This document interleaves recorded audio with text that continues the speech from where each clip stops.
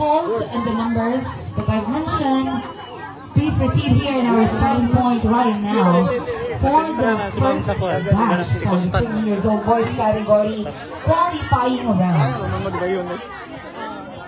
So the first 4 racers we will be proceeding to the semi-final round.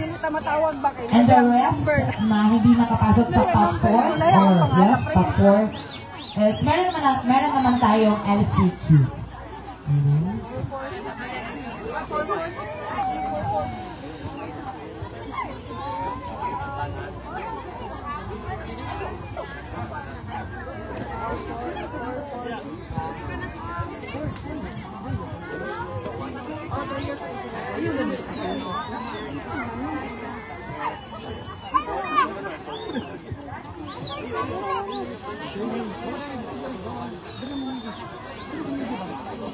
Once again, race number 303, 302, 308, 318, 331, 337, 339, and 344. We have a total of 8 races for our first batch.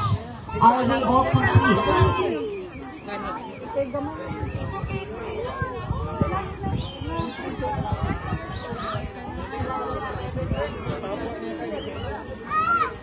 Wala si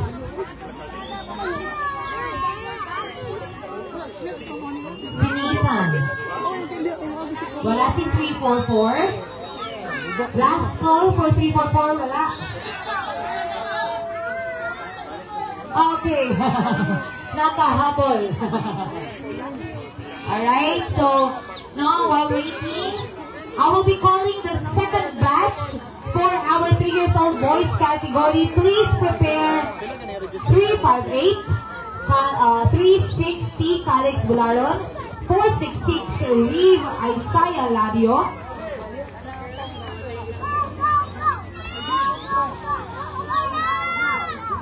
368 Oli Wilber Casper, 374 Caleb Chase Cabaluna, 351 Cian Borsenas, 353 Sebastian Miedes, 303 Kairos Darek Rodriguez, and 446 Joaquin Miguel de la Fuente.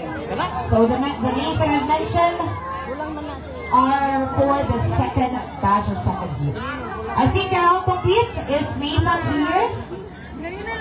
Nandito na? Kompleto na? Wala pa? Okay na? Alright, so I think we are all complete. So, let us start our race for the 3 years old boys category in 3, 2, 1. A gentle reminder that no parents or guardian allowed inside the racetrack.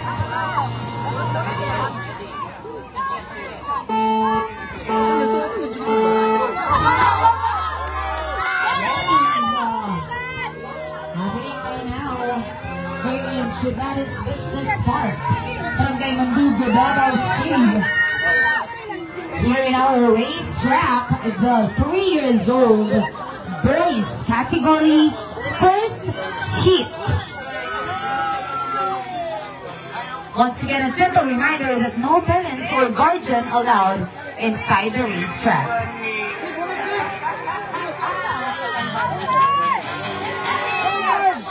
For our second heat, please prepare 358, 360, 466, 368, 374, 351, 353, 303, and 446. So let us all welcome our first racer. First match, 302, 344. Yes, congratulations, babies. Good job. To be followed by 318 and 339.